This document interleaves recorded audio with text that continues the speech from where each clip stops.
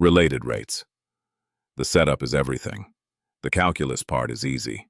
What trips everyone up is translating the words into math.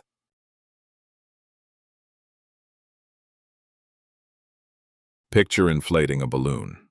Volume increases at 100 cubic centimeters per second. You want to know how fast the radius grows when it's 5 centimeters. The key insight: both V and R change over time. They're both functions of T connected by the volume formula for a sphere.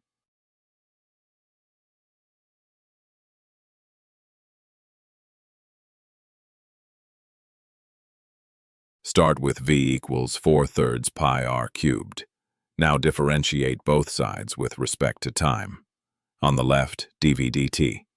On the right, chain rule gives 4 pi r squared times Dr. dt. That's the whole calculus step. Everything else is plugging in numbers.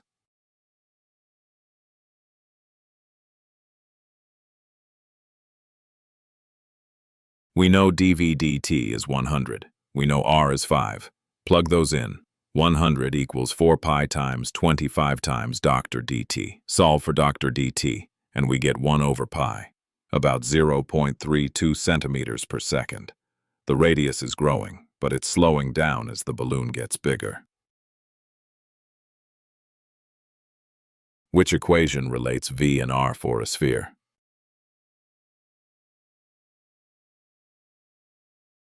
It's CV equals 4/3 PR cubed. That's the starting equation you need before you differentiate anything.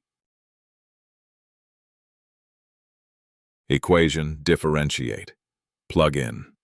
The setup is everything.